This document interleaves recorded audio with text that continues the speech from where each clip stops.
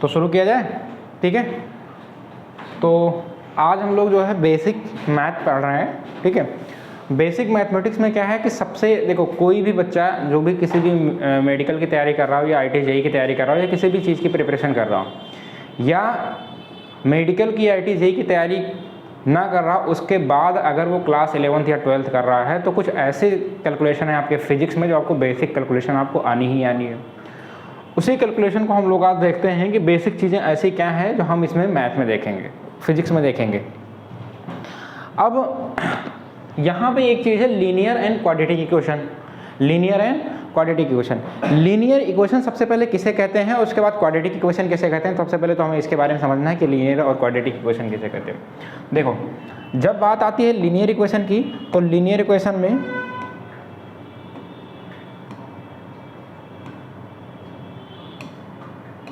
ठीक है, यहाँ पे आती है लीनियर इक्वेशन।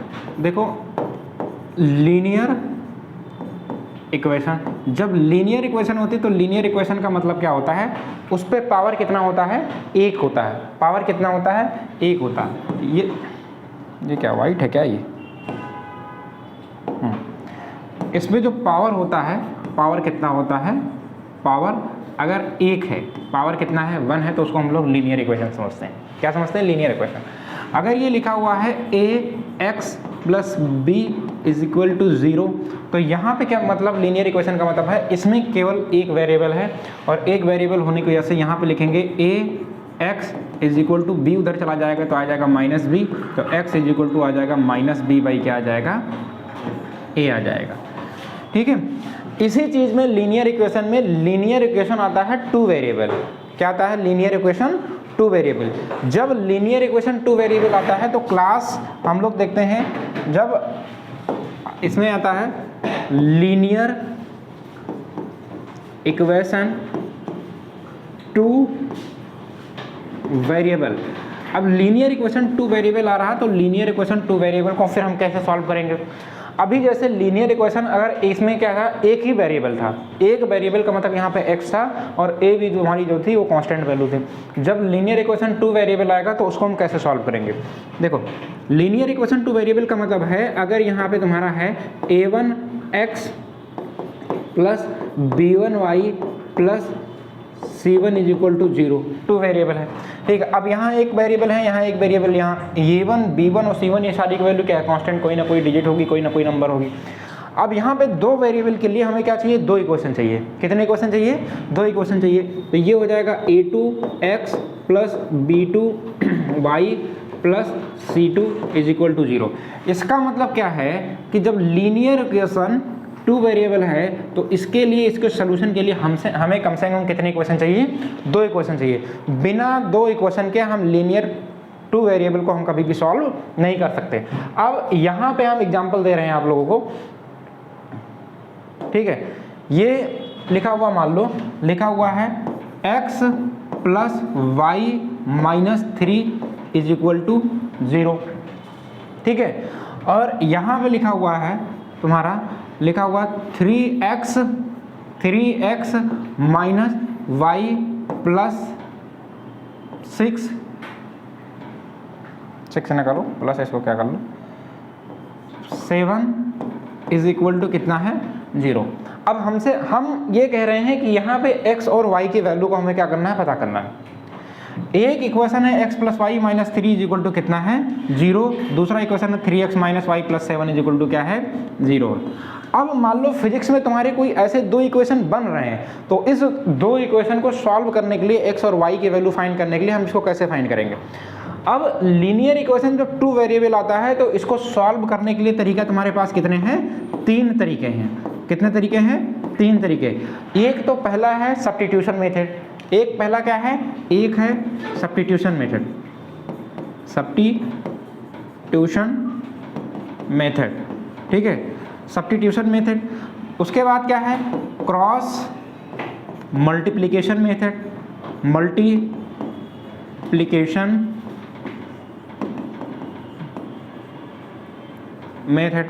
और तीसरा तुम्हारा जो है वो है एलिमिनेशन मेथड, एलिमिनेशन मेथड,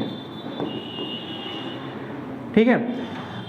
इन तीनों मेथड से हम x और y की वैल्यू को क्या कर सकते हैं, बहुत आराम से निकाल सकते हैं। लेकिन हमें क्या करना है कि इस तीनों में जो हमारे लिए सबसे अच्छा हो, इस तीनों में हमारे लिए जो सबसे अच्छा हो उसको हम क्या करेंगे, उसको यूज करके यहाँ पे और x और y की वैल्यू को हम क्या करेंगे, निकालेंगे। ठीक है, अब इन तीनों में हमें तीनों सीखने की ज़रूरत नहीं है, हम किसी एक मेथड को सीख के क्या कर सकते हैं, हम इसको आराम से कर सकते हैं। देखो अब बात ये आई कि इसको हम क्या कर सकते हैं, एलिमिनेट कर सकते हैं। एलिमिनेशन मेथड का मतलब क्या होता है, अगर यहाँ दोनों इक्वेशन में अगर कोई भी वैल्यू अगर बराबर आ रही है तो या तो उसको ऐड कर लो या तो उसको क्या कर लो, सब्ट्रैक्ट कर लो। ऐड करेंगे तो अब जैसे यहाँ पे क्या है कि y प्लस है y माइनस है, तो इन दोनों को क्या करेंगे, ऐड कर लेंगे, तो y प्लस y माइनस से क्या हो जाएगा, कैंसिल हो जाएगा। अगर दोनों जो है साइन अगर प्लस प्लस होती तो ऐड करने पे कुछ नहीं होता, तब क्या करते, सब्ट्रैक्ट कर लेते। अगर यहाँ पे दोनों साइन क्या होती है, माइनस माइनस होती तो क्या करते, उसको सब्ट्रैक्ट कर लेते। अब अभी तो ऐड करना है ना, सब्ट्रैक्ट करेंगे। अगर दोनों वैल्यू माइनस है तब भी सब्ट्रैक्ट करेंगे, दोनों वैल्यू प्लस है तब भी सब्ट्रैक्ट करेंगे। लेकिन अगर दोनों वैल्यू क्या है, अपोजिट है, तो क्या कर लेंगे, ऐड कर लेंगे। अब इसको सॉल्व करने के लिए हम क्या करेंगे कि इसको देखते हैं, इस क्वेश्चन को सॉल्व कैसे करेंगे, फाइंड कैसे करेंगे। ठीक है, अब यहाँ पे x और y की वैल्यू को फाइंड करने के लिए इसको हम सॉल्व करेंगे। जैसे मैंने क्या कहा कि इक्वेशन फर्स्ट इक्वेशन टू, अब यहाँ पे लिखेंगे, ये सब लिखने की जरूरत नहीं है। Equation first and equation second आपको क्या करना है, ऐड करना है। क्या करना है, ऐड करना है। जब इसको हमने क्या किया, ऐड किया, तो ऐड करने के बाद जो इक्वेशन हमारा आया, ये आएगा x में अगर 3x ऐड कर देंगे तो कितना आ जाएगा, 4x। तो x प्लस 3x कितना आएगा, ये आएगा 4x, ये प्लस y और माइनस y ये आ जाएगा 0 इज इक्वल टू, ये इज इक्वल टू नहीं लगाएंगे। अब इधर देखो प्लस 7 में अगर माइनस 3 हम क्या कर देंगे, ऐड कर देंगे तो कितना आएगा, प्लस का हमारा कितना आ जाएगा, 4 इज इक्वल टू कितना आएगा, 0। अब ये आएगा 4x और ये 4 उधर जाएगा तो कितना होगा, -4, और ये x इज इक्वल टू कितना आएगा, -4 divide by 4 is equal to कितना आएगा, -1। ठीक है, इसका मतलब इस x की वैल्यू कितनी आई, इस x की वैल्यू कितनी आई, -1 आई। जब इस x की वैल्यू -1 आई तो इन दोनों इक्वेशन में किसी में भी अगर x की वैल्यू हम रख देंगे तो हमारी किसकी वैल्यू आ जाएगी, y की वैल्यू आ जाएगी। किसकी वैल्यू आ जाएगी, y की वैल्यू। अब x की वैल्यू -1 किसी भी इक्वेशन में रख दें, चाहे इसमें चाहे उसमें रखें, आंसर क्या आएगा, दोनों में सेम आएगा। चलो दूसरे में रख दे रहे हैं, तो जब हम दूसरे में रख रहे हैं तो दूसरे में रखने के बाद क्या होगा, यहाँ पे माइनस और ये है कितना 3 और x की वैल्यू कितनी है, -1। ठीक है, और ये कितना माइनस और ये कितना +7 इज इक्वल टू कितना है, 0। अब -3 तो ये हो जाएगा -3 बन जाए -3 और -y और प्लस आ जाएगा 7 इज इक्वल टू कितना आएगा, 0। तो -3 में +7 ऐड करेंगे तो कितना आएगा, ये आएगा -y इज इक्वल टू कितना, फिर आएगा +4 इज इक्वल टू 0। तो y इज इक्वल टू कितना आएगा, यहाँ पे -4 और माइनस माइनस कैंसिल हो जाएगा तो कितना आएगा 4। तो y की वैल्यू कितनी आई, 4, और x की वैल्यू कितनी आई, -1। जब भी तुम्हारे दो वेरिएबल रहेंगे तो दो वेरिएबल को सॉल्व करने के लिए हमेशा कितने इक्वेशन की जरूरत पड़ेगी, 2 इक्वेशन। बिना 2 इक्वेशन के 2 वेरिएबल आपके कभी भी सॉल्व नहीं होंगे। अगर सिंगल वेरिएबल है तो सिंगल वेरिएबल आपके आराम से सॉल्व हो जाएंगे। ठीक है, तो यहाँ पे किसी को कोई दिक्कत तो नहीं है। हमने क्या पढ़ा अभी तक, लीनियर इक्वेशन। लीनियर इक्वेशन हमने पढ़ा 1 वेरिएबल और लीनियर इक्वेशन हमने पढ़ा 2 वेरिएबल, 2 वेरिएबल। अब इन दोनों को पढ़ने के बाद एक हमारे आती है इसमें क्वाड्रेटिक इक्वेशन। क्या आती है, क्वाड्रेटिक इक्वेशन। जैसे हमने यहाँ पढ़ा है कि लीनियर इक्वेशन जो होता है, उस लीनियर इक्वेशन के लिए ये इसमें जो पावर होती है, पावर कितनी होती है, 1 होती है। लीनियर इक्वेशन में पावर कितनी होती है, 1 होती है। समझ में आया, लीनियर इक्वेशन में क्या होती है, पावर 1 होती है। उसी तरीके से जब यहाँ हम लोग क्वाड्रेटिक इक्वेशन में आते हैं तो क्वाड्रेटिक इक्वेशन में देखते हैं कि पावर कितनी चली जाती है, 2 हो जाती है।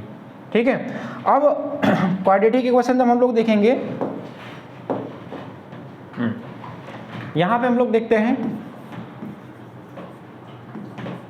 Quadratic equation. क्वाड्रेटिक इक्वेशन जो होता है, इसकी पावर कितनी होती है, इसकी जो पावर होती है, पावर कितनी होती है, 2 होती है। अब इसका जो एक बेसिक स्ट्रक्चर है लिखने का, ये लिखा जाता है ax² + bx + c is equal to 0। समझना है। अब किसी भी क्वाड्रेटिक इक्वेशन को या तो हम फैक्टर मेथड से सॉल्व कर सकते हैं। अब जब भी इसके पावर 2 है, तो जब इसके पावर 2 है तो इसका मतलब इसके रूट्स कितने निकल के आएंगे, 2 निकल के आएंगे। कितने निकल के आएंगे, 2 रूट्स आएंगे। तो इस क्वाड्रेटिक इक्वेशन को सॉल्व करने के लिए एक है श्रीधाराचार्य जी, ठीक है, इसको भी आप यूज कर सकते हैं, श्रीधाराचार्य, इनको भी यूज करते हैं। और श्रीधाराचार्य जब हम यूज करते हैं तो वो देखते हैं कि वो किस तरीके से यूज होता है। अगर यहाँ पे x वेरिएबल है तो लिखेंगे x, अगर y वेरिएबल है तो लिखेंगे y, अगर z वेरिएबल है तो लिखेंगे z। तो ये लिखेंगे x is equal to minus B plus minus under root B square minus 4ac divide by कितना आएगा, 2a आ जाएगा। तो श्रीधाराचार्य मेथड से हम क्या कर सकते हैं, रूट्स को, दोनों रूट्स को आराम से निकाल सकते हैं, ठीक है। अगर आपको श्रीधाराचार्य मेथड नहीं लगाना है, नॉर्मल मेथड लगाना, तो आप फैक्टराइजेशन मेथड से भी यूज कर सकते हैं। अब जैसे मैं एक क्वेश्चन इसमें ले रहा हूँ, यहाँ ले रहा हूँ x square plus 5x plus 6 is equal to कितना, 0, ठीक है। अब इसको सॉल्व करने के लिए चाहे इसमें हम क्या लगाएं, श्रीधाराचार्य लगाएं, और चाहे हम फैक्टराइजेशन मेथड लगाएं, इन दोनों मेथड से हम इसको क्या कर सकते हैं, सॉल्व करेंगे, और दोनों मेथड से हमारा आंसर आएगा सेम आएगा। अब जिस बच्चे को जो आसान लगता है वो कर लेता है, ठीक है। तो यहाँ पे क्या है, अगर इसको हम फैक्टर करेंगे तो इस फैक्टर करने के लिए ये क्या होता है, लास्ट टर्म, और ये वाला कितना होता है, फर्स्ट टर्म। लास्ट टर्म और फर्स्ट टर्म का हम क्या करते हैं, मल्टीप्लाई करते हैं, तो ये आएगा 6 स्क्वायर। इसका जो मैग्नीट्यूड होता है उसको हम क्या करते हैं, फैक्टर करते हैं। इसका फैक्टर करने का मतलब ये 6 है, तो 6 का फैक्टर करेंगे तो कितना आएगा, 2 3 जा 6 और 3 1 जा कितना, 3 आएगा। अब बताओ मल्टीप्लाई करने पर क्या आना चाहिए, 6 आना चाहिए, और एडिशन या सब्ट्रैक्शन पे क्या आना चाहिए, 5 आना चाहिए। तो 2 का 3 में मल्टीप्लाई करेंगे तो कितना आएगा, 6, लेकिन 2 और 3 को ऐड करेंगे तो कितना आएगा, 5 आएगा। आएगा कि नहीं आएगा। तो इसको हम लोग क्या लिखेंगे, इसको हम लोग ये लिखेंगे, ठीक है, इसको हम लोग लिख रहे हैं कि ये आएगा तुम्हारा एक्स स्क्वायर, और ये जब इसको हम 5x को मेनली जो हम ब्रेक कर रहे हैं वो किसको ब्रेक कर रहे हैं, 5x को ब्रेक कर रहे हैं। तो जब 5x को जब ब्रेक कर रहे हैं तो इसको ब्रेक कर सकते हैं 2x प्लस 3x, और प्लस आ जाएगा 6 इज इक्वल टू कितना आएगा, 0। समझ में आ रहा है कि नहीं आ रहा। तो x square plus 2x plus 3x plus 6, इसका मतलब ये जो सारा चीज लिखा हुआ है ये यही लिखा है कि नहीं लिखा है, बस हमने थोड़ा उसको एक्सपेंडेबल फॉर्म में कर दिया, एक्सपेंड कर दिया चीज़ों को। क्यों, क्योंकि उसके 2 रूट्स हमें निकालने, ठीक है। अब यहाँ पे क्या है कि ये जो एक्स स्क्वायर प्लस 2x है इसको हमने एक ब्रैकेट में ले लिया, उसके बाद प्लस हमने लगाया, ये वाली जो वैल्यू थी इसको हमने क्या किया, 3x प्लस 6 को एक ब्रैकेट में कर लिया, इज इक्वल टू कितना कर लिया, 0 कर लिया। अब यहाँ पे देखो x यहाँ पर, x यहाँ पर, तो कॉमन क्या होगा, x कॉमन होगा। तो जब x कॉमन हो गया तो x प्लस क्या बचेगा, 2 बचेगा। उसके बाद हमने क्या किया, यहाँ पे क्या x कॉमन है, नहीं, तो जब x कॉमन नहीं है तो उसको नहीं लेंगे। अब कॉमन क्या है, यहाँ पे एक नंबर कॉमन है। अब वो नंबर, वो डिजिट कौन सा कॉमन है, वो है आपका 3। जब यहाँ से कॉमन लेंगे तो यहाँ क्या बचेगा, x, और यहाँ 3 2 जा 6, तो जितने टाइम मल्टीप्लाई होगा उसी को हम लोग क्या कहेंगे, 3 2 जा 6, तो x प्लस 2, ठीक है। अगर आप फैक्टराइजेशन कर रहे हैं और फैक्टराइजेशन करने के बाद अगर ये जो कॉमन ले रहे हैं, कॉमन लेने के बाद ये जो बच रहा है, अगर दोनों ब्रैकेट में सेम है तो इसका मतलब आपका फैक्टर क्या है, सही है। और अगर सेम नहीं है, अगर प्लस माइनस भी दिक्कत हो रहा है, तो इसका मतलब आपका फैक्टर क्या हो रहा है, गलत हो रहा है। अब यहाँ पे फिर क्या कॉमन लेंगे, x प्लस 2, और यहाँ पे क्या कॉमन ले लेंगे, x प्लस 3। तो x प्लस 2 और x plus 3 is equal to हमने क्या लिखा, यहाँ पे लिखा 0। इसका मतलब यहाँ लिखेंगे if x plus 2 is equal to 0, तो x इज इक्वल टू कितना आएगा, -2। x इज इक्वल टू कितना आएगा, -2। और यहाँ पे जब x इज इक्वल टू तुम्हारा कितना आया, -2, तो एक रूट तुम्हारा क्या आएगा, x इज इक्वल टू -2। अब अगेन लेंगे x plus 3 is equal to कितना, 0, तो यहाँ पे जो तुम्हारा आएगा x इज इक्वल टू कितना आएगा, -3 आएगा कि नहीं आएगा। तो x इज इक्वल टू कितना आएगा, -3। इसका मतलब क्या है, x square plus 5x plus 6 को जो हमने सॉल्व किया तो इसके कितने रूट निकले, 2 रूट। 2 रूट क्यों निकले, क्योंकि ये जो है तुम्हारा क्वाड्रेटिक इक्वेशन है। क्या है, क्वाड्रेटिक इक्वेशन। और क्वाड्रेटिक इक्वेशन होने की वजह से इसका जो पहला रूट निकला वो निकल के आया -2, और जो दूसरा रूट निकला वो निकल के आया कितना, -3। ये हमने किस मेथड से लगाया, इसको हमने फैक्टर मेथड से लगाया। किस मेथड से, फैक्टर। लेकिन अगर इसी को हम श्रीधारा 4 मेथड से लगाएं तो कैसे लगाएंगे? तो यहाँ पे श्रीधारा 4 मेथड से लगाने के लिए इसमें हम लोग देख लेते हैं इसको श्रीधारा 4 मेथड से कैसे लगाएंगे। ठीक है, आओ देखो, श्रीधारा 4 मेथड में हमने क्या कहा कि अगर कोई भी equation x square plus B x plus c के फॉर्म में हो तो उसमें हम क्या लगाएंगे? श्रीधारा 4 मेथड लगा सकते हैं। तो बताओ ये x square plus 5x plus 6x क्या ये इसी के फॉर्म में लिखा है कि नहीं लिखा है? लिखा है कि नहीं लिखा है? हमने क्या कहा? X square plus B x plus C is equal to x square plus 5x plus 6 उसी के फॉर्म में लिखा है कि नहीं लिखा हुआ? इसका मतलब यहाँ पे एक्स स्क्वायर है और यहाँ पे क्या एक्स स्क्वायर है, तो एक्स स्क्वायर से पहले यहाँ पे क्या नंबर है? ए है। क्या है? ए है। और यहाँ पे क्या है? कुछ नहीं है। कुछ नहीं मतलब अगर कुछ नहीं लिखा हुआ तो इसका मतलब क्या है? एक। ठीक है, एक। तो यहाँ पे ए की जो वैल्यू आ जाएगी कितनी आ जाएगी? 1 आ जाएगी। अब बताओ यहाँ पे x है, यहाँ पे भी x है, यहाँ x से पहले क्या है? 5 और यहाँ x से पहले क्या है? b, तो इसका मतलब b की वैल्यू कितनी आ जाएगी? 5 आ जाएगी। अब बताओ यहाँ पे क्या है? 6, यहाँ पे क्या है? 6। ठीक है, तो c की वैल्यू कितनी आ जाएगी? 6 आ जाएगी। इसका मतलब हम वैल्यू को क्या कर रहे हैं? कंपेयर कर रहे हैं। क्या कर रहे हैं? कंपैरिजन कर रहे हैं। जब इसको हमने कंपैरिजन किया तो यहाँ पे अगर हमने क्या कहा? वेरिएबल क्या है? x है। इक्वेशन में क्या है? x है, तो लिखेंगे x is equal to minus B जो लिखा हुआ plus minus under root B square minus 4ac। अब माइनस बी की वैल्यू कितनी आई? 5, तो b की जब वैल्यू 5 आई तो 5 लिखा plus minus under root B square का मतलब 5 का स्क्वायर, और 5 का स्क्वायर कितना होगा? 25 होगा। तो 5 का स्क्वायर यहाँ पे आएगा 25 माइनस, अब बताओ यहाँ पे 4 है तो लिखेंगे क्या? 4। a की वैल्यू कितनी है? 1 है, और c की वैल्यू कितनी है? 6 डिवाइड बाई कितना आएगा? 2 मल्टीप्लाइड बाई 1। यहाँ पे एक चीज़ ये ध्यान देनी है कि अगर यहाँ पे प्लस है तो प्लस यहाँ पे लिखा नहीं जाएगा, लेकिन अगर -5 होता तो यहाँ पे -5 लिया जाता। समझ में आए? साइन के साथ यहाँ वैल्यू उठ के आएगी। तो इसको जब हम लोग लिखेंगे x is equal to -5 plus minus ये बताओ 25 माइनस 6 का 4 से मल्टीप्लाई करेंगे कितना आएगा? बोलो, तुम ही पूछ रहे हैं अब्दुल कलाम हैं? कितना आएगा? 24, और 24 ये आ जाएगा तो लिखेंगे 24 डिवाइड बाई 2 अंजा 2 लिखा 21 2। तो यहाँ पे क्या करेंगे? x इज इक्वल टू लिखेंगे -5 प्लस माइनस 25 में से 24 जाएगा कितना आएगा? 1, और अंडर रूट 1 में निकल के आएगा क्या? 1 ही निकल के आएगा, डिवाइड बाई कितना होगा? 2। तो अब इसको सॉल्व करने के लिए एक बार हम x की वैल्यू क्या लेंगे? प्लस लेंगे, तो -5 प्लस 2 डिवाइड बाई कितना आएगा? +1 डिवाइड बाई कितना? 2। तो माइनस में +1 ऐड करेंगे तो कितना आएगा? -4 डिवाइड बाई 2, इसका मतलब माइनस कितना आएगा? 2। तो एक वैल्यू कितनी आई थी? -2 आई थी कि नहीं आई थी? अब दूसरी वैल्यू हम सॉल्व करने के लिए क्या कर लेंगे कि x इज इक्वल टू -5 और क्या लिया? -1 डिवाइड बाई कितना? 2, तो कितना आएगा? -6 डिवाइड बाई 2, इसका मतलब कितना? -3। तो दूसरी वैल्यू तुम्हारी कितनी आई थी? -3। तो क्वाड्रेटिक इक्वेशन को सॉल्व करने के लिए आपके पास दो रास्ते, एक है श्रीधारा 4 बाबा और दूसरा है हमारे फैक्टराइजेशन मेथड से हम आराम से सॉल्व कर सकते हैं। ठीक है, ये चीज़ें हमने बताई हैं, ये चीज़ें आप बेसिक से कैलकुलेट कर सकते हैं। ठीक है, तो यहाँ से किसी को कोई दिक्कत है तो यहाँ पे पूछ सकता है। उसके बाद इसी में हम लोग आते हैं, इसी में आते हैं क्वाड्रेटिक इक्वेशन में एक चीज़ होता है डिस्क्रिमिनेंट। क्या होता है? डिस्क्रिमिनेंट। डिस्क्रिमिनेंट क्या है? कभी कभी किसी वैल्यू को फाइंड करने के लिए। ठीक है, एक चीज़ क्या है यहाँ पे देख, जा कहाँ रहा है? नहीं, जाना नहीं है। ठीक है, एक चीज़ हम लोग देखते हैं यहाँ पे डिस्क्रिमिनेंट, और डिस्क्रिमिनेंट देखते हैं यहाँ पे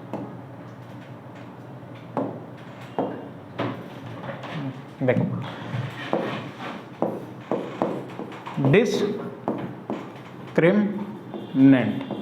डिस्क्रिमिनेंट को हमेशा डी से लिखते हैं। अगर कोई भी क्वाड्रेटिक इक्वेशन है और क्वाड्रेटिक इक्वेशन तुम्हारा लिखा हुआ x square plus B x plus c के फॉर्म में लिखा हुआ, ठीक है, तो यहाँ पे क्या करना है? इसका डिस्क्रिमिनेंट निकालने के लिए D is equal to formula होता है बी स्क्वायर माइनस 4ac। ये तुम्हारा क्या होता है? डिस्क्रिमिनेंट होता है। D is equal to B square minus 4ac। समझ में है कि नहीं है? बात यह है, अगर किसी इक्वेशन में यहाँ पे लिखा हो कि 3x स्क्वायर, दिख नहीं रहा क्या? अगर लिखा हो 3x² plus 4x plus k is equal to 0, then find the value of k की फाइंड करना। तो ऐसे चीज में जब कोई क्वाड्रेटिक इक्वेशन हो और क्वाड्रेटिक इक्वेशन में तुम्हें वैल्यू किसकी फाइंड करना हो, k की वैल्यू, c की वैल्यू, z की वैल्यू, p की वैल्यू, कोई वैल्यू फाइंड करना हो तो हम क्या यूज करेंगे, डिस्क्रिमिनेंट यूज करेंगे। तो ये जो तुम्हारा जब किसी की वैल्यू फाइंड करना है तो ये बनेगा b² minus 4ac is equal to क्या बनेगा 0। अब यहाँ पे b² b की वैल्यू कितनी है 4, तो लिखेंगे 4² माइनस 4 और a की वैल्यू कितनी आएगी 3 और c की वैल्यू कितनी आएगी k इज इक्वल टू 0। तो 4 का स्क्वायर कितना आएगा 16 माइनस कितना आएगा 12k इज इक्वल टू कितना आएगा 0। अब यहाँ पे ये चला जाएगा 12k इज इक्वल टू कितना हो जाएगा 16, तो यहाँ पे k इज इक्वल टू कितना आएगा 16 डिवाइड बाई 12। इसको काटेंगे तो 4 3 जा 12, 4 4 जा 16, तो k की वैल्यू कितनी आएगी 4/3। तो जब भी किसी चीज़ की वैल्यू फाइंड करने के लिए अगर हम देखते हैं क्वाड्रेटिक इक्वेशन में होता है तो उसमें यूज हम क्या करते हैं, डिस्क्रिमिनेंट यूज कर सकते हैं, डिस्क्रिमिनेंट यूज करेंगे। तो अभी तक जो हम लोगों ने पढ़ा, ये हमने क्या पढ़ा कि linear equation, one variable, linear equation, two variable, ये चीज़ें हम लोगों ने क्या किया, देख लिया। वन वेरिएबल और टू वेरिएबल के साथ में हम लोगों ने क्या देखा कि इसमें क्वाड्रेटिक इक्वेशन को भी हमने देख लिया। ठीक है, तो इस चीज़ों को आपको रिवीजन करना है और ये जो बेसिक चीज़ें हैं ये आपके फिजिक्स में बहुत बार बार अप्लाई होती रहती है। ठीक है, बार बार अप्लाई होती रहती हैं। आगे बढ़ें, ठीक है, किसी को कोई दिक्कत तो नहीं आगे। फिर यहाँ पे हम लोग आगे चलते हैं। अब यहाँ पे आता है एक चीज़, अर्थमेटिक प्रोग्रेशन। जैसे जैसे आपकी प्रोग्रेस होती है आपका पड़ोसी चलता रहता है, होता है कि नहीं होता है। जैसे जैसे आपके नंबर बढ़ते रहेंगे टेस्ट में, वैसे वैसे आपके साथ जो पढ़ने वाला है वो भी जलता रहेगा, इसके नंबर कैसे आ रहे हैं। होता है कि नहीं होता है, होता है, ये ह्यूमन नेचर है। अगर आप प्रोग्रेस कर रहे हैं और सामने वाला मेहनत करके प्रोग्रेस नहीं पा रहा है, ये ह्यूमन नेचर है, अपने आप जेलस आ जाती है। ठीक है, ईर्ष्या आ जाती है, अपने आप भावना आ जाती है। तो वही चीज़ है अर्थमेटिक प्रोग्रेशन। ठीक है, अर्थमेटिक प्रोग्रेशन का मतलब क्या होता है, कोई भी ऐसी नंबर सीरीज जिसमें कॉमन डिफरेंस सभी में क्या हो, सेम हो, वो सीरीज क्या कहलाएगी, अर्थमेटिक प्रोग्रेशन कहलाएगी। नहीं समझ में आया। अगर सीढ़ी चढ़ रहे हो, छत पे चढ़ रहे हो, अगर छत पे अगर हम सीढ़ियाँ चढ़ रहे हैं तो कॉमन डिफरेंस का मतलब है कि हर एक स्टेप को छोड़ छोड़ के हम चढ़ रहे हैं। जैसे ये पहला स्टेप है और पहले स्टेप पे हमने पैर रखा तो फिर बीच वाला हमने छोड़ा, यहाँ पैर रखा, एक पैर यहाँ पर तो एक पैर यहाँ पर, फिर अगली वाली में हमने क्या किया, इसको छोड़ के हमने एक पैर यहाँ पे रख दिया, फिर अगली वाली में हमने क्या किया, छोड़ के एक पैर यहाँ पे रखा। इसका मतलब सभी में कॉमन डिफरेंस कितना आ रहा है, एक ही सीढ़ी का तो आ रहा है कि नहीं आ रहा। तो जब भी किसी भी सीरीज में, मैथमेटिकल सीरीज में अगर कॉमन डिफरेंस सेम हो तो इसका मतलब वो किस में है, अर्थमेटिकल प्रोग्रेशन में। समझ में आया कि नहीं है। अब आप इसको करके देखते हैं ये कैसे होगा। देखो, अगर मैंने यहाँ पे लिखा, एक सीरीज मैंने लिखी 2, लिखी 4, लिखी 6, लिखी 8, लिखी 10, लिखी हमने कितना 12, और ऐसे डॉट डॉट डॉट डॉट करके हम आ गए 50 तक। कितने आ गए, 50 तक। इसका मतलब इस सीरीज को देखते हुए मेरा दिमाग खटक जाना चाहिए कि ये किसमें है, अर्थमेटिकल प्रोग्रेशन में। ऐसा क्यों है, क्योंकि सभी में कॉमन डिफरेंस कितना है, सभी में कॉमन डिफरेंस कितना है, 2-2 का है। कितना है, 2-2 का है। तो जब सभी में कॉमन डिफरेंस सेम हो तो अर्थमेटिकल प्रोग्रेशन में आ जाएगा।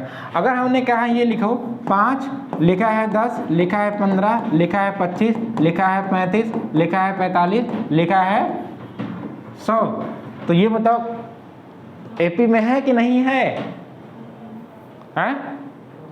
अर्थमेटिकल प्रोग्रेशन में है कि नहीं है, अर्थमेटिकल प्रोग्रेशन। क्यों, क्योंकि पहले के 2 सीरीज में आपको क्या दे देगा, लालच में common difference 5, common difference 5, common difference 10, उसके बाद भी क्या है 10 है, उसके बाद भी क्या है 10 है। इसका मतलब आगे भी यही करके जा रहा है, जैसे मतलब 10-10 का जा रहा है। पहले क्या हमको दिखा दिया 5-5 का, उसके बाद आगे क्या कर दिया। तो सबसे पहले क्या करना है, कॉमन डिफरेंस का मतलब कभी भी लास्ट टर्म वाले उसके लास्ट टर्म वाले में से उसके पिछला वाला टर्म जो हम सब्ट्रैक्ट करेंगे तो कॉमन डिफरेंस क्या आना चाहिए, सेम आना चाहिए। ठीक है, हमेशा कॉमन डिफरेंस को T2 माइनस T1, मतलब हमेशा सेकेंड टर्म में से जब फर्स्ट टर्म को माइनस करेंगे, अगर ये आपका सेकेंड टर्म T2 है तो आपका ये क्या बनेगा, T1 बनेगा। अगर ये T2 बनेगा तो ये क्या बनेगा, T1 बनेगा।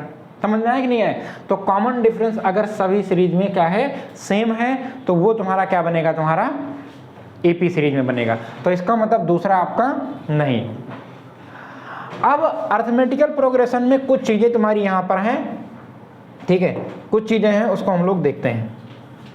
लो नीचे भी चेंज हो गया,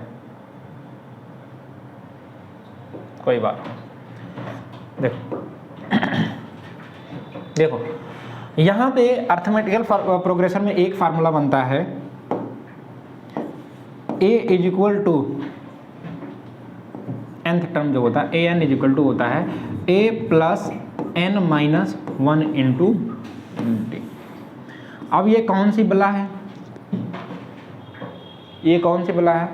अगर an का मतलब क्या होता है, an का मतलब होता है nth number of arithmetical progression, nth number. उसके बाद यहाँ पे जो बला आती है वो जो a होता है, स्मॉल a लिखा होता है, इसको हम लोग क्या कहते हैं, फर्स्ट टर्म कहते हैं। क्या कहते हैं, फर्स्ट टर्म कहते हैं। n जो होता है वो क्या होता है, नंबर ऑफ टर्म होता है। d जो होता है वो क्या होता है, कॉमन डिफरेंस होता है। क्या होता है, कॉमन डिफरेंस होता है। इतनी चीजें आपको पता चली कि नहीं पता चली? ठीक है, अब यहां पे कोई भी एक सीरीज हम दे रहे हैं, उस सीरीज को हमें क्या करना है, सॉल्व करना है। जैसे मैंने यहां पे मैं सीरीज दे रहा हूं कि यहां पे जो हमारी सीरीज है वो सीरीज कुछ इस तरीके से है, लिखा हुआ है सीरीज हमारी स्टार्ट होती है 6, उसके बाद स्टार्ट होती है 9, उसके बाद होती है स्टार्ट 12, उसके बाद कितना होती है 15, और ये सीरीज हमारी कितनी चली जाती है, ये सीरीज हमारी चली जाती है 27 तक। तो कह रहा find the value of number of term, मतलब कितने टर्म। तो कितने टर्म, एक बच्चा ये क्या करेगा कि 6, 3, 9, 9, 3, 12, 12, 3, 15 लिखते लिखते जाएगा, उसके बाद गिनेगा पहला, दूसरा, तीसरा, चौथा, पांचवा, छठवां, सातवां, आठवां, गिनते एक तो चला जाएगा। मतलब छोटी सीरीज है तो आप गिन सकते हैं, लेकिन अगर दे दिया जाए कि 527 तक गिनो, कितने टर्म होंगे, नहीं गिन सकते हो ना, नहीं लिख सकते, पेज भर जाएगा, या तो इसका मतलब आप टाइम वेस्ट करोगे। तो यहाँ पे नंबर ऑफ टर्म फाइंड करने के लिए हम लोग क्या करेंगे, ये जो होता है इसी को हम लोग फर्स्ट टर्म कहते हैं। जो 6 लिखा है इसी को हम लोग क्या कहते हैं, फर्स्ट टर्म। तो फर्स्ट टर्म का मतलब क्या है, यहाँ पे a की वैल्यू कितनी आई, 6 आई, और उसके बाद कॉमन डिफरेंस निकालना है। तो कॉमन डिफरेंस का मतलब कितना होगा, T2 माइनस T1। अब कोई भी टर्म ले लो, मान लो हमने ले लिया 15, तो 15 माइनस 12 आएगा कितना, 3। कॉमन डिफरेंस अभी में क्या है, सेम दिख रहा है। उसके बाद कॉमन डिफरेंस भी चला गया, a चला गया। अब उसके बाद हमें n ही तो निकालना है। क्या निकालना है, n ही तो निकालना है। ये जो 27 है वो क्या है, 27 इन द सेंस का मतलब ये क्या है, तुम्हारा लास्ट टर्म। क्या है, लास्ट टर्म। और लास्ट टर्म का मतलब है कि ये nth ही टर्म तो है, nth ही टर्म। तो जब लास्ट टर्म और या nth टर्म आ जाए तो इसका मतलब ये an जो होगा, an किसके बराबर हो जाएगा, l के। किसके इक्वल हो जाएगा, l। इसका मतलब l इज इक्वल टू कितना दिया हुआ है, 27 दिया हुआ। अब फार्मूला लगाएंगे, हम लगाएंगे l is equal to a plus n minus 1 into कितना आएगा, d। a plus n minus 1 into d। l की वैल्यू कितनी है, 27। तो 27 इज इक्वल टू a की वैल्यू कितनी है, 6 प्लस n माइनस 1, और d की वैल्यू कितनी है, 3। जब इसको सॉल्व करेंगे तो 27 माइनस 6 जाएगा, कितना आएगा, 27 में से 6 जाएगा, कितना आएगा, 21। 21 इज इक्वल टू कितना आएगा, n माइनस 1 मल्टीप्लाइड बाई 3। 3 से इसको काटेंगे, 3 1 जा 3 और 3 7 जा 21। तो 7 इज इक्वल टू कितना आएगा, n माइनस 1। तो यहाँ पे आ जाएगा n minus 1 is equal to 7, तो n इज इक्वल टू कितना आएगा 7 + 1 कितना आएगा 8।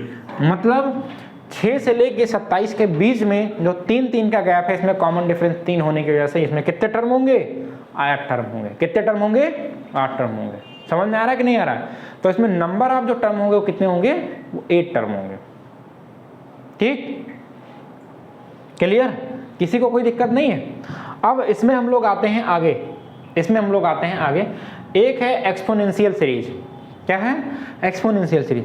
एक्सपोनेंशियल का यूज बहुत है, फिजिक्स में एक्सपोनेंशियल का यूज है। e⁻x, लॉग में e⁻x, d/dx, डिफरेंशिएशन में e⁻x। अगर कोई सीरीज एक्सपोनेंशियल में है तो क्या,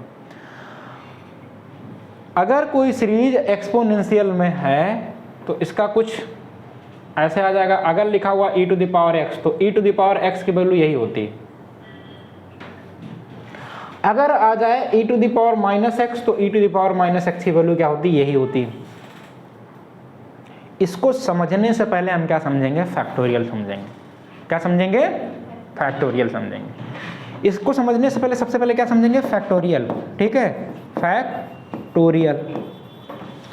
तो फैक्टोरियल में हम एक बार पढ़ाए थे, तो उसमें हमने ये बताया था कि 0 फैक्टोरियल की वैल्यू कितनी होती है, 1 होती है।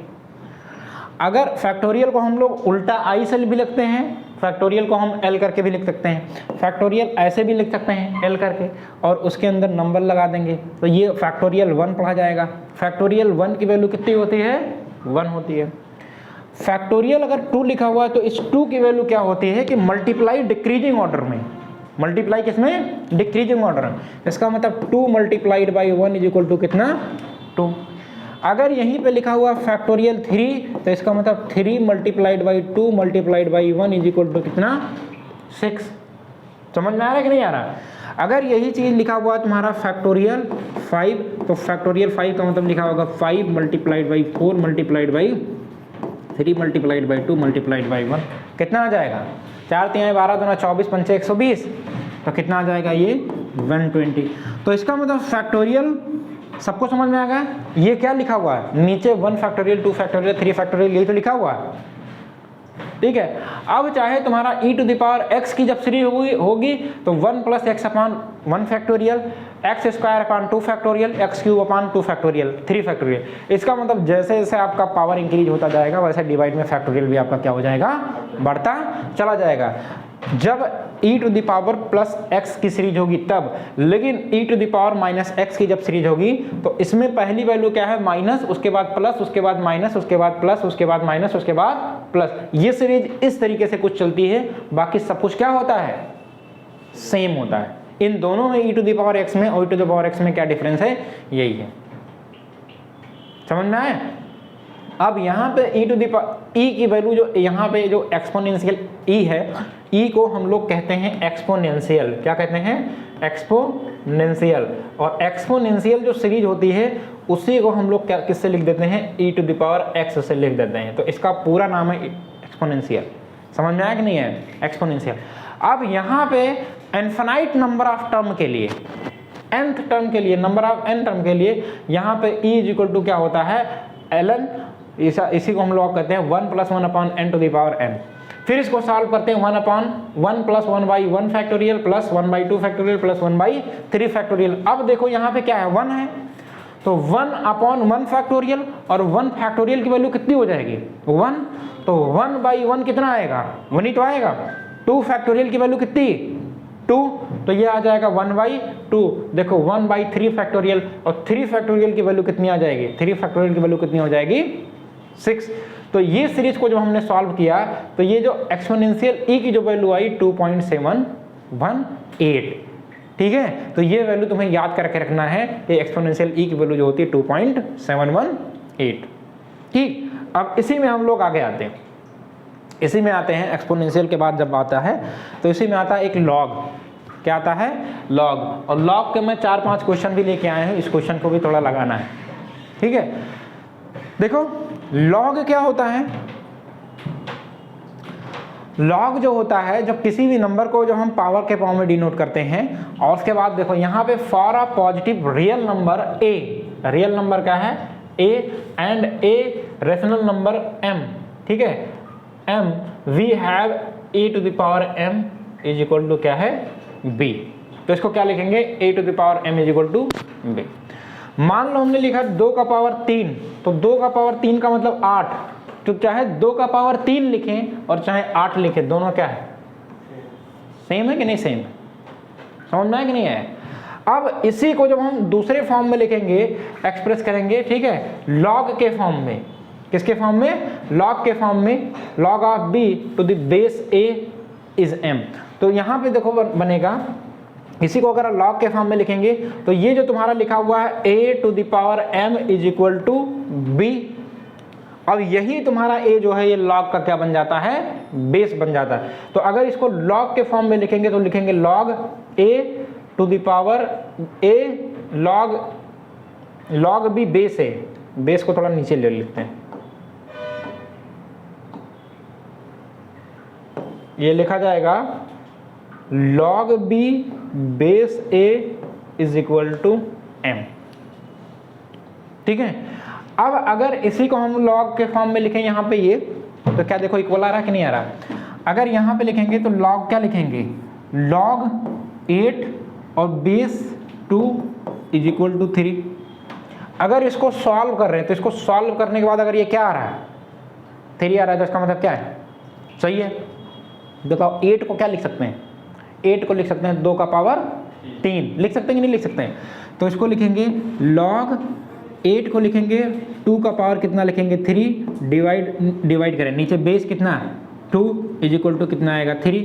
अब यहाँ पे जो फार्मूला लगता है log के तुम्हारे क्या लगते हैं फार्मूले, और log के तुम्हारे कितने होते हैं, log के 3 फार्मूले होते हैं। एक होता है log m to the power n और बेस कितना a। तो log m to the power n है तो ये होता है n log m और क्या होता है बेस a, ये पहला फार्मूला है। दूसरा फार्मूला तुम्हारा क्या है कि log m multiplied by n, base क्या है a। तो यहाँ पे जो तुम्हारा फार्मूला बनेगा ये बनेगा log m base a plus log n base a बनेगा। एक जो तुम्हारा तीसरा फार्मूला आता है वो तीसरा आता है log m divide by n base a।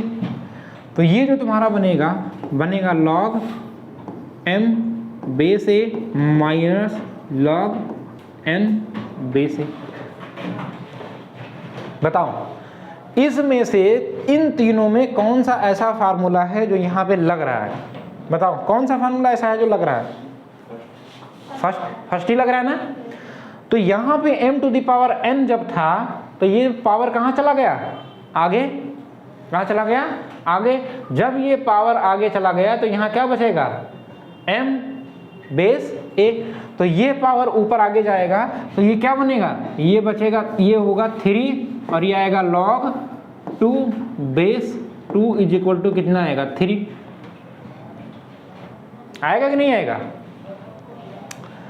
जब log और बेस की वैल्यू किसी भी log में अगर सेम हो तो उसका हमेशा वैल्यू कितना होता है 1, कितना होता है log 2 बेस 2 कितनी होगी वैल्यू 1। यहाँ पे लिखा हुआ है log 10 बेस 10 वैल्यू कितनी आएगी 1, log a बेस a तो वैल्यू क्या है सेम है, तो उसका मतलब कितना होगा वो, और ऊपर सर पे ही लग रहा है, दिमाग ठंडा हो गया, ठीक है। तो इसका मतलब ये कितना होगा 3 multiplied by 1 is equal to कितना 3, तो 3 इज इक्वल टू 3 हुआ कि नहीं हुआ। और मैथ में यही कहता है अगर left hand side right hand side के बराबर है तो क्या हो जाएगा प्रूफ हो जाएगा। अब देखो यहाँ पे अगर लिखा हुआ है log 1 बेस a, log 1 और बेस a तो उसकी वैल्यू क्या हो जाएगी 0। और समझो अगर लिखा हुआ है यहाँ पे कहीं जगह ही नहीं बच रहा है, रिव्यू करना पड़ेगा। देखो चलो बताओ सोए बच्चा, अगर लिखा हुआ है log 1 बेस 2 तो इसकी वैल्यू कितनी होगी, अगर लिखा हुआ है log 1 बेस 3 तो उसकी वैल्यू कितनी होगी। ऐसा वैल्यू मैंने लिख दी, गलत बात। अगर लिखा हुआ है log 1 बेस b तो उसकी वैल्यू कितनी होगी। अगर लिखा हुआ log 1 और बेस c तो उसकी वैल्यू कितनी होगी। चलो बताओ, पीछे से बताना शुरू करो।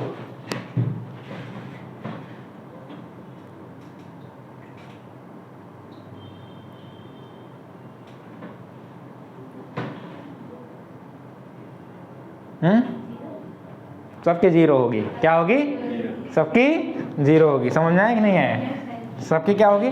जीरो होगी।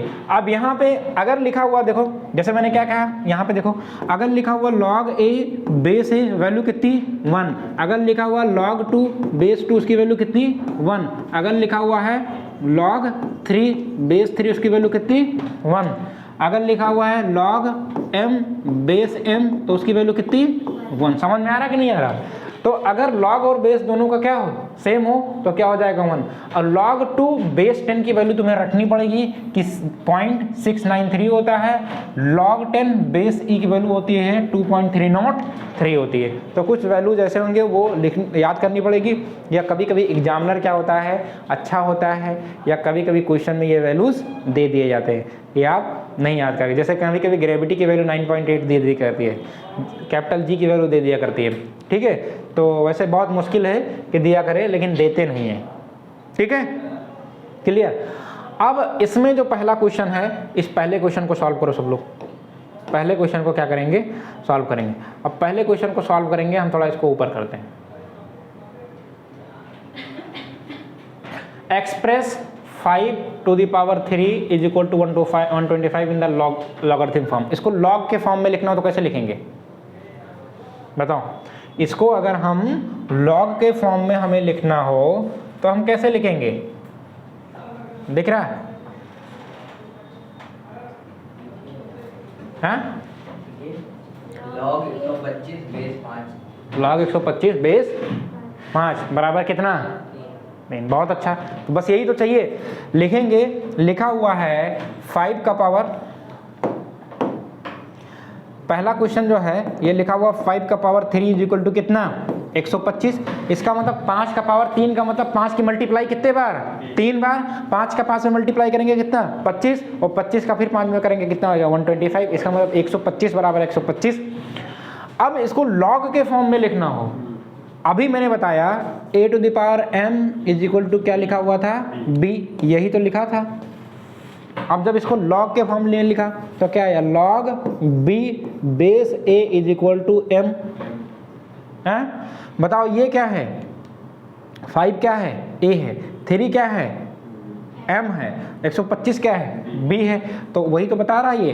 तो इसको लिखेंगे log के फॉर्म में, तो लिखेंगे log 125 और बेस कितना 5 इज इक्वल टू कितना 3। पहले क्वेश्चन का आंसर क्या हो गया ये, ठीक है।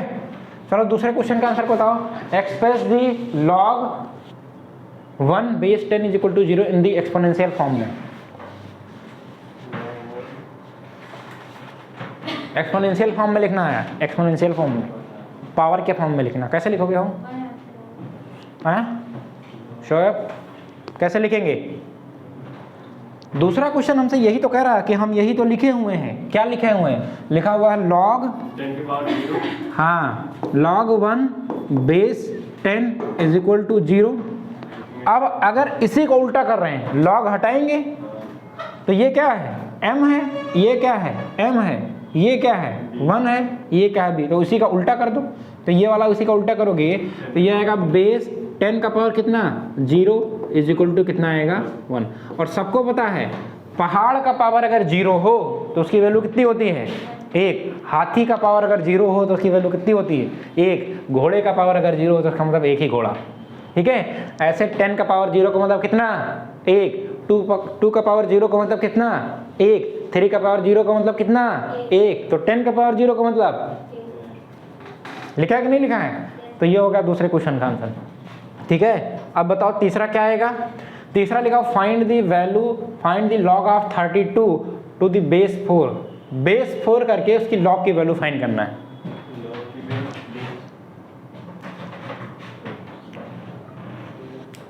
Find the log of 32 the base 4। Base अगर इसका 4 हो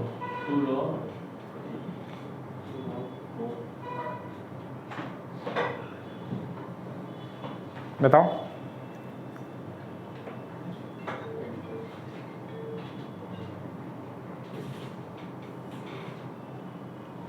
लगेगा किसी का? देखो इसका बेस कितना बनाना है, 4 बनाना है, तो लिखा हुआ कितना log 32 और बेस कितना बनाना है 4 बनाना है। तो 32 को पहले क्या लिखोगे? हाँ 16 इंटू 2 यही लिखेंगे।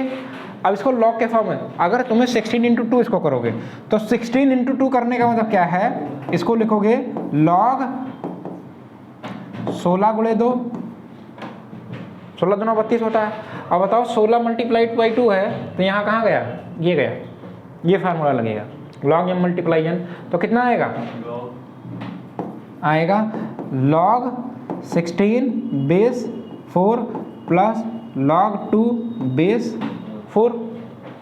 ठीक है, अब इसको log if के फॉर्म में कर लो, कोई दिक्कत नहीं है। तो ये तुम्हारा आ जाएगा, 16 को क्या लिखोगे 4 का पावर 4, तो 4 का पावर 2, 4 का पावर 2, 4 का पावर 2 लिखोगे तो ये आएगा तुम्हारा log कितना 4 का स्क्वायर बेस 4 प्लस कितना आएगा ये log 2 बेस 4।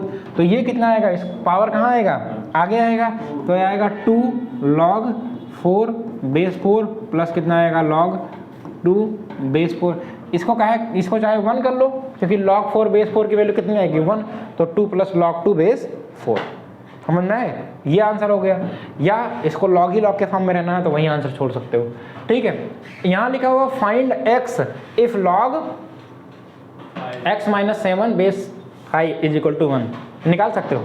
चलो निकालो जल्दी, इसको निकालो।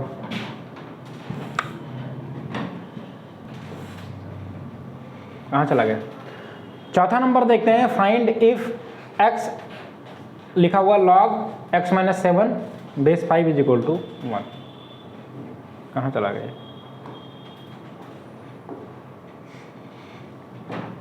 ये कुछ ऐसे तो लिखा हुआ है,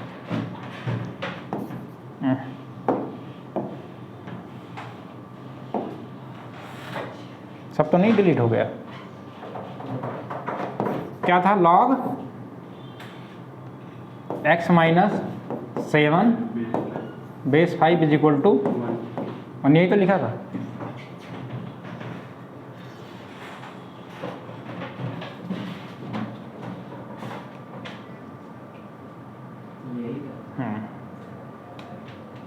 बताओ क्या करेंगे इसको?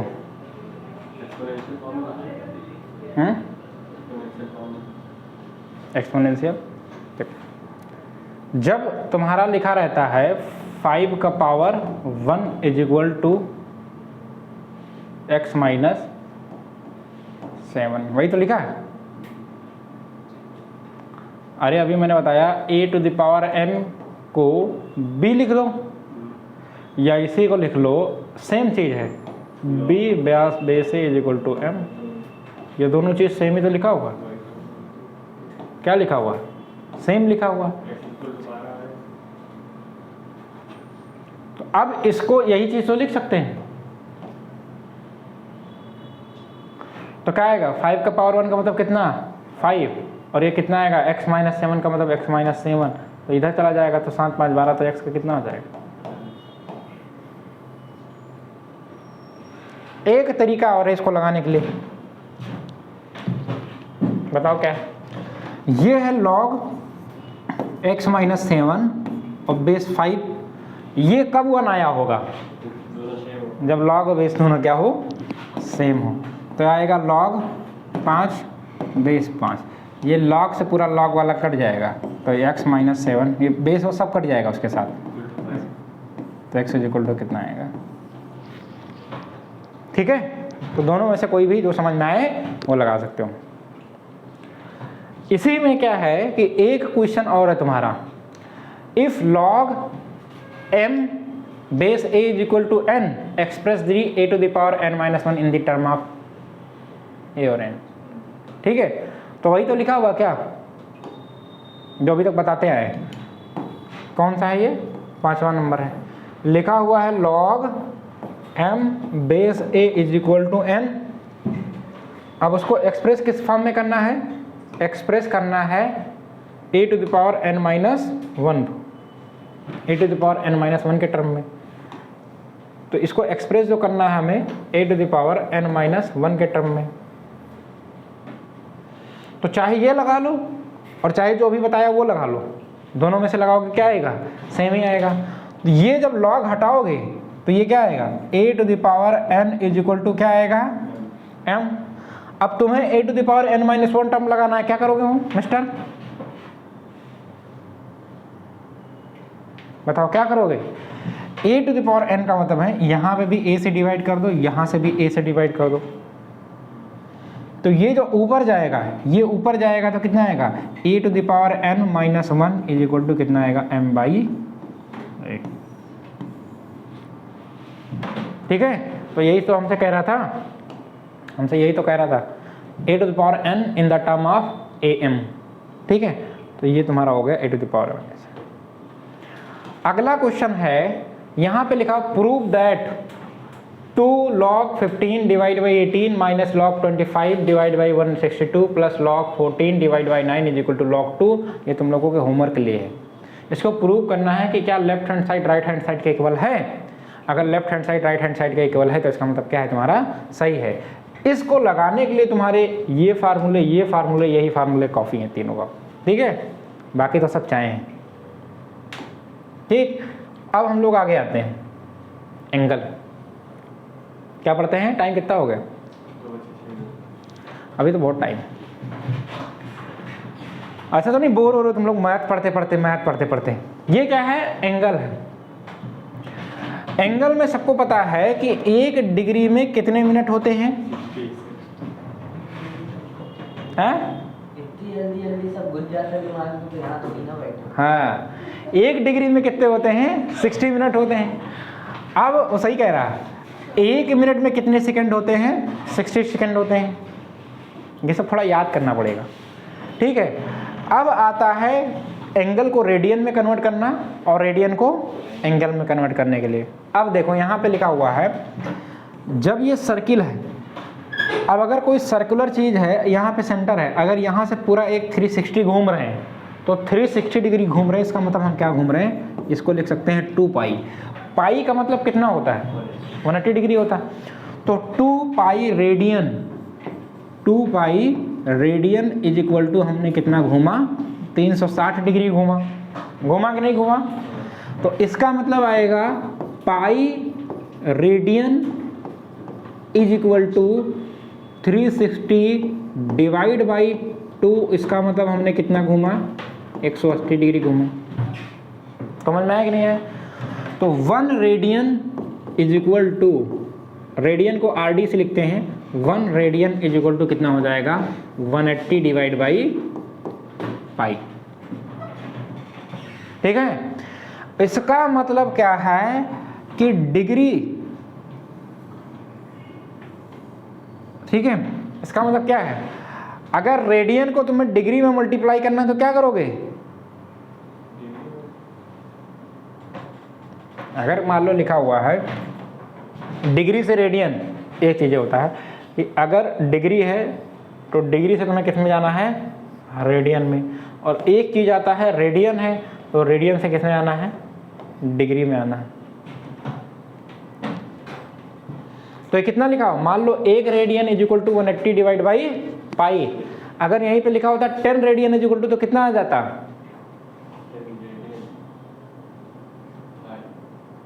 10 रेडियन का मतलब इधर से 10 मल्टीप्लाई, इधर से 10 मल्टीप्लाई बाई, तो 1800 डिवाइड बाई पाई आ जाता।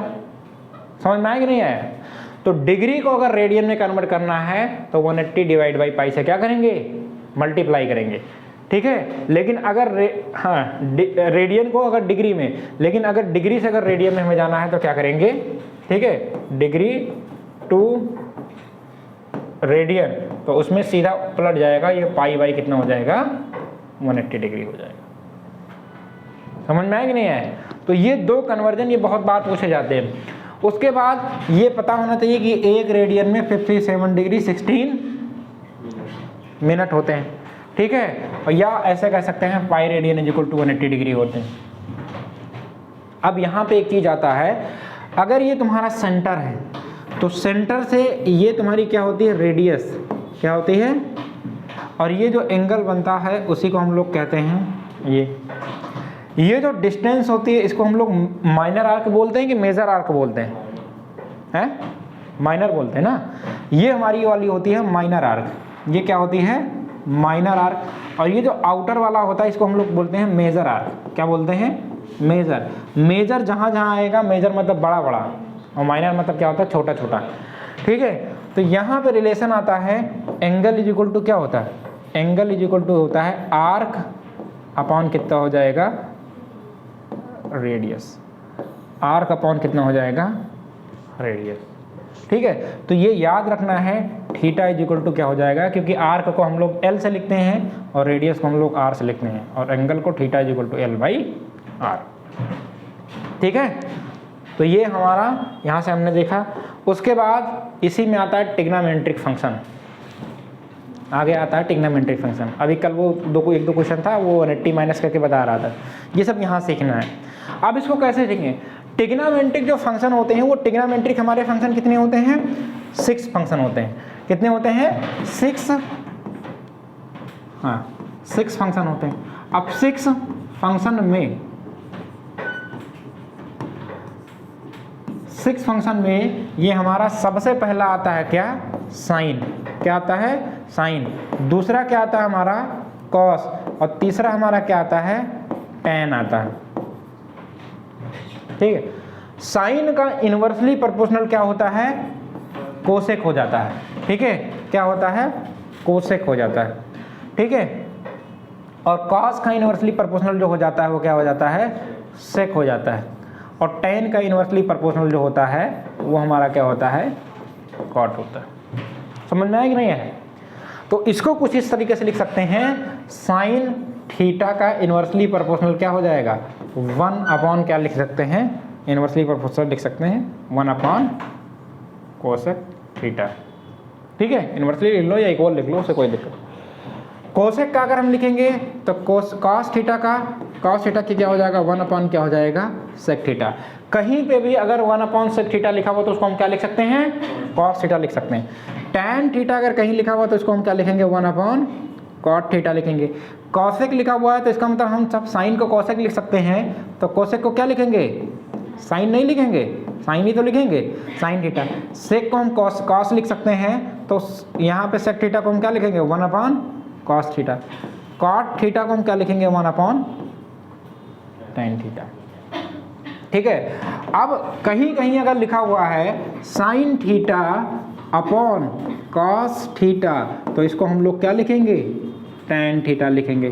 ठीक है, उसके बाद अगर यही कहीं लिखा हुआ है cos theta upon sine theta, यही कहीं पर, तो उसको हम क्या लिख देंगे, कॉट थीटा कर लेंगे। अब आती है ट्रिग्नोमेट्रिक फंक्शन में एक प्यारा सा ट्राइंगल, ये। ठीक है,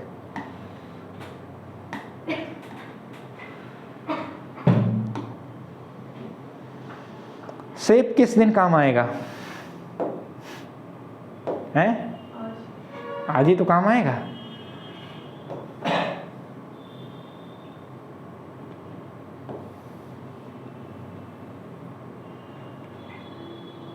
पक्का काम आ गया आज, हैं? कलर चेंज कर दें, दिख नहीं रहा। अब शेप का कलर कैसे चेंज होगा, यहाँ से रेड वाला कलर, इन दोनों को क्या करें, डिलीट करें, हो जाएगा। हाँ, इसीलिए बर्थ बना दिए।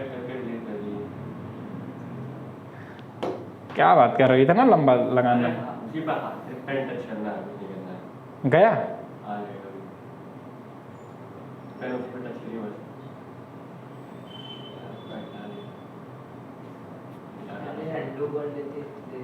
हाँ,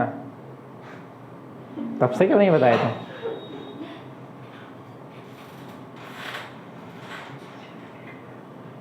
लो गया। अब देखो यहाँ पे क्या है, हाँ रेड लिया, अब तो दिख रहा है। हाँ, लाल सिंबल इसीलिए लगाया जाता है कि ताकि विजिबिलिटी इसकी ज़्यादा रहे, खतरनाक होता है ना। देखो एक बार यहाँ पे थीटा लिखा हुआ, और एक बार थीटा यहाँ लिखा होगा। ये है ए, ये है बी, ये है सी, और ये है ए, ये है बी, ये है सी। दोनों ट्राइंगल में कुछ डिफरेंस है। क्या डिफरेंस है? ये 90 डिग्री और ये हमेशा क्या है 90 डिग्री। दोनों क्या डिफरेंस है? कुछ डिफरेंस दिख रहा है दोनों ट्राइंगल में? क्या डिफरेंस है? एक ऊपर एक नीचे। क्या ऊपर? बस यही दिख रहा है डिफरेंस, एक ऊपर एक नीचे। इन दोनों ट्राइंगल में डिफरेंस क्या है कि एंगल दोनों का अलग अलग। एक एंगल यहाँ पे ये नीचे है, एक एंगल कहाँ चला गया? ऊपर। तो मैं बार बार बताता हूँ, जिस लाइन को एंगल टच कर रहा है वो हमेशा क्या होगा? बेस होगा। क्या होगा? बेस। और वो हमेशा कॉस थीटा होता है। ये क्या होगा? बेस। और ये क्या होगा? परपेंडिकुलर। ठीक है। और ये क्या होगा? हमेशा हाइपोटेन्यूस होगा। अब थीटा इसको टच कर रहा है तो ये क्या बनेगा? ये बनेगा बेस, और इसके जस्ट सामने वाली क्या बनेगी? परपेंडिकुलर, और ये क्या बनेगी? हाइपोटेन्यूस। ठीक है। तो फिजिक्स में बहुत सारे ऐसे जगह हैं जहाँ पे हम लोग, ठीक है, पाइथागोरस का यूज़ करते हैं। पाइथागोरस का यूज़ करते हैं। इस पाइथागोरस में यूज़ करने के लिए अगर इसमें हम पहले वाले ट्राइंगल में देखेंगे, in triangle A B C, first वाले में, किसमें? फर्स्ट वाले फिगर में। फर्स्ट वाले फिगर में जब हम लोग देखेंगे तो ये ट्राइंगल क्या है? सी। अगर इसमें हम पाइथागोरस लगाएंगे, क्या लगाएंगे? पाइथागोरस थ्योरम लगाएंगे। तो पाइथागोरस थ्योरम लगाने के लिए क्या करेंगे? हाइपोटेन्यूस है तो ये आ जाएगा H square is equal to perpendicular का स्क्वायर प्लस बेस का स्क्वायर। ठीक है। क्या आ जाएगा? Perpendicular base. और ये भी याद होना चाहिए कि अगर साइन थीटा है तो ये क्या होता है? परपेंडिकुलर अपॉन क्या होता है? बेस होता है, हाइपोटेन्यूस होता है। बेस नहीं होता, हाइपोटेन्यूस होता है। ठीक है। क्या होता है? हाइपोटेन्यूस होता है। अगर कॉस थीटा है तो क्या हो जाएगा? बेस अपॉन क्या होता है? हाइपोटेन्यूस होता है। अगर यही तुम्हारा क्या है? टैन थीटा है तो क्या हो जाएगा? परपेंडिकुलर अपॉन क्या हो जाएगा? बेस हो जाएगा। बाकी तो आपको पता है कि अगर साइन थीटा लिखा हुआ परपेंडिकुलर अपॉन हाइपोटेन्यूस होता है तो इसका कॉसेक थीटा के क्या हो जाएगा? सब कुछ उलट दो, हाइपोटेन्यूस अपॉन कितना हो जाएगा? परपेंडिकुलर।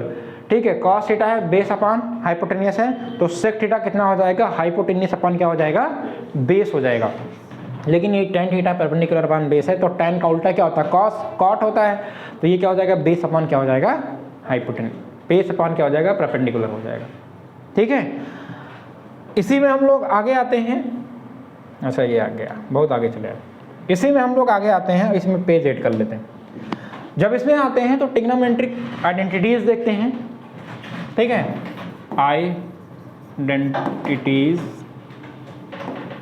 Of trigonometry.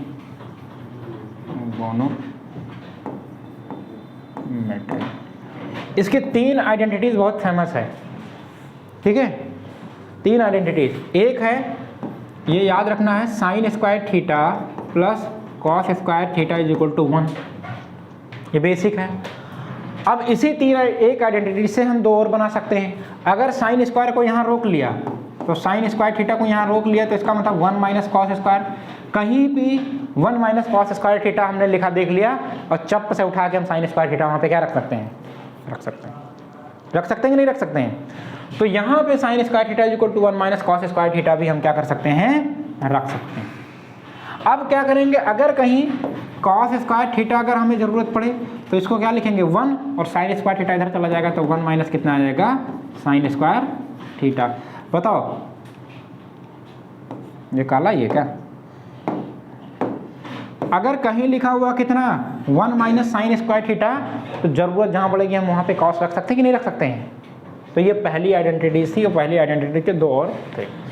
उसके बाद दूसरा जो आता है, sec square theta minus tan square theta is equal to कितना होता है? 1। अब यहाँ पे tan स्क्वायर थीटा को वहाँ ले जाएंगे तो ये आ जाएगा sec square theta is equal to कितना आएगा 1 प्लस tan स्क्वायर थीटा। ये तुम्हारी एक और बन गई। अगर हम tan स्क्वायर थीटा को उधर ले जाएं और 1 को इधर ले आए तो इसका मतलब ये क्या बनेगा कि tan square theta is equal to कितना बन जाएगा sec स्क्वायर थीटा माइनस 1। ठीक है, इसका मतलब क्या है, अगर हम इसको याद कर लें, इसको याद करने से ये दोनों हम बना सकते हैं। अगर हम इसको याद कर लें, ठीक है, तो इससे हम क्या बना सकते हैं, ये दोनों बना सकते हैं। तीसरी एक कौन सी है, तीसरी एक कौन सी है, याद है तुम्हें, याद है कि नहीं याद है? हैं? काम आने पे बना दें। देखो एक है sine square plus cos square theta is equal to 1, sine sec square minus tan। एक है cosec square theta minus cot square theta is equal to कितना है 1। बेसिक तो इतना पढ़ना पड़ेगा और ये क्लास 10th में है। 11 12 की बात तो छोड़ो, क्लास 10th में है, ये कोई भी बोर्ड हो क्लास 10th में ये ट्रिग्नोमेट्री है। तो ये क्या है, ये हमारी मेजर है। अगर हमें क्या करना है, इसको लिखना है cosec square theta is equal to कितना, तो आएगा 1 प्लस कॉट स्क्वायर थीटा। ठीक है, एक तो हमारा क्या बना, ये बना। अब कॉट स्क्वायर थीटा को उधर ले जाएंगे, 1 को इधर लेके आएंगे तो इसको लिख सकते हैं cot square theta is equal to क्या बनेगा, कोसेक स्क्वायर थीटा माइनस क्या आ जाएगा 1। ठीक है, तो 3 आइडेंटिटीज से हम कितना बना लिए, 3 3 6 3 9। ठीक है, तो ये हमारी क्या हो गई, आइडेंटिटीज हो गई। इसी आइडेंटिटीज के बाद हम आते हैं किसमें, क्वाड्रेंट में। किसमें आते हैं, क्वाड्रेंट में। अब इतना सब सीखने के बाद हम लोग आते हैं इसमें क्वाड्रेंट में। ये होता है, इसको हम लोग बोलते हैं फर्स्ट क्वाड्रेंट। ठीक है, फर्स्ट क्वाड्रेंट, और इसको बोलते हैं हम लोग सेकंड क्वाड्रेंट, इसको हम लोग बोलते हैं थर्ड क्वाड्रेंट, इसको हम लोग बोलते हैं फोर्थ क्वाड्रेंट। ये भी तुम्हारे 10th में।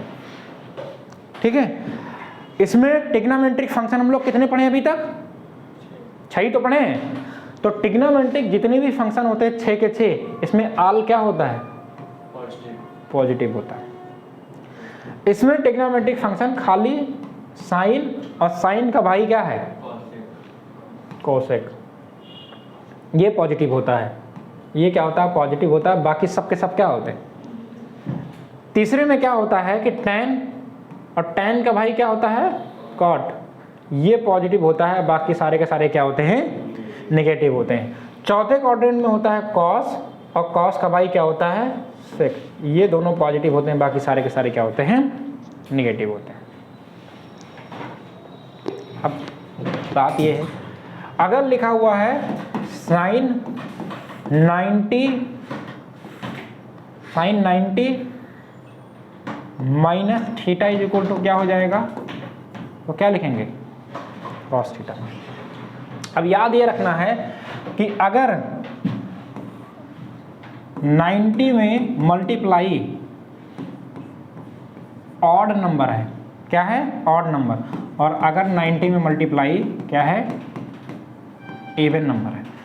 तो अगर इवन है तो साइन किस में रहेगा, साइन में, कॉस किस में रहेगा, कॉस में, सेक किस में रहेगा, सेक में, tan किस में रहेगा, tan में, कॉट किस में रहेगा, कॉट में, और कुछ बच रहा है, कोसेक किस में रहेगा, कोसेक में। कोई भी इवन नंबर मल्टीप्लाई हो, 2 4 6 8 10 कुछ भी हो। लेकिन अगर यही मल्टीप्लाई एक के सिवाय अगर क्या हो जाए, 3 हो जाए, 4 हो जाए, 5 हो जाए, 7 हो जाए, तो साइन किस में चेंज होगा, साइन जो चेंज होगा वो किस में हो जाएगा, कॉस में। ठीक है, और उसके बाद साइन के बाद जो कॉस चेंज होगा, कॉस साइन में चेंज होगा, और साइन किस में चेंज होगा, कॉस में। ठीक है, सेक किस में चेंज होगा, कोसेक में, सेक किस में, कोसेक में, और कोसेक किस में, सेक में। tan किस में चेंज होगा, कॉट में। ठीक है, और कॉट किस में चेंज होगा, tan में।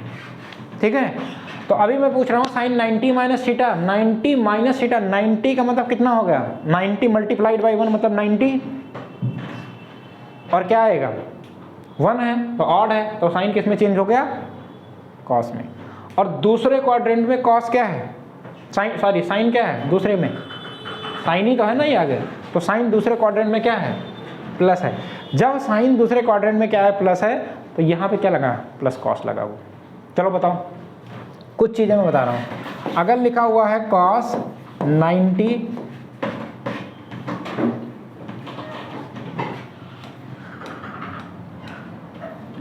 कॉस 180 माइनस थीटा, इसकी वैल्यू बताओ। कॉस 180 प्लस थीटा, इसकी वैल्यू बताओ। उसके बताओ tan 270 प्लस थीटा की वैल्यू बताओ। उसके बाद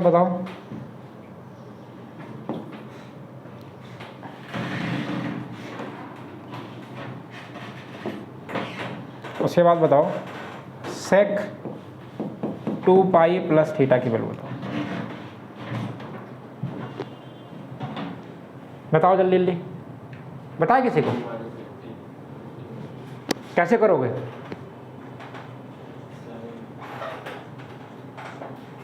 अगर कहीं आ गया किसी भी तुम्हारे इक्वेशन में या किसी भी कैलकुलेशन में अगर आ गया कि cos 180 minus theta, minus cos theta होगा, हॉरिजॉन्टल लाइन जो होती है वो तुम्हारा जो साइन होता है, साइन कॉस टैन, इसको चेंज नहीं करता है। वो ऐसे बोल दिया। देखो नहीं, अब याद करने की बात नहीं है, इतना दिमाग में याद आ रहना चाहिए। अगर 180 है तो इसका मतलब 90 मल्टीप्लाई 2 बना, अब 2 आया है तो उसका मतलब क्या आया, इवन आया, तो सब कुछ भूल जाओ। अगर संख्या इवन है तो कॉस कॉस ही में रहेगा, अब भूल जाओ। अब कॉस कॉस में रहेगा।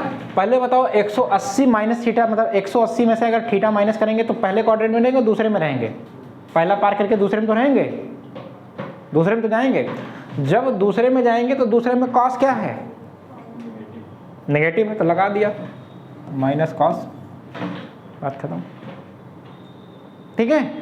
अगर देखो cos 180 प्लस थीटा है, मतलब फिर ये 92 बना, 90 का 2 से मल्टीप्लाई 180 बना, इसका मतलब इवन नंबर है तो क्या रहेगा, cos ही रहेगा। और ये थीटा है तो थीटा लिख देंगे, अगर 40-45 डिग्री जो भी यहाँ वो लिख देंगे, नहीं तो थीटा है तो थीटा लिख देंगे। बताओ 180 का मतलब तीसरा 180 प्लस जा रहे हैं ना, तो दूसरे में 180 तक तो आ सकता है, इसमें 90 180, इसमें कितना 270, इसमें 360, तो 180 प्लस जा रहे हैं, इसमें मतलब कौन से क्वाड्रेंट में जा रहे हैं, थर्ड में। तो थर्ड में कॉट क्या है, कॉस क्या है, नेगेटिव, क्या आएगा, ठीक है। tan 270 का मतलब 9 त्रिक 27 आ गया, 9 त्रिक 27 मतलब 3 गया, तो tan किसमें पहले चेंज होगा, सबसे पहले तो tan को चेंज करो कॉट में। अब 270 प्लस जा रहा है, 270 में होता तो प्लस में होता, 270 प्लस का मतलब चौथे में भाग रहा है, चौथे में जा रहा है तो tan क्या, tan किसमें आएगा, नेगेटिव। समझ में आया कि नहीं है। sec 2 पाई, अब 2 पाई का मतलब क्या लिखा हुआ है, 180 का मल्टीप्लाई, इसका मतलब इवन नंबर में जा रहा है, ठीक है। तो इवन नंबर में जा रहा है तो सबसे पहले तो sec तो sec ही रहेगा, और ये जो थीटा, पहले थीटा लिख लो।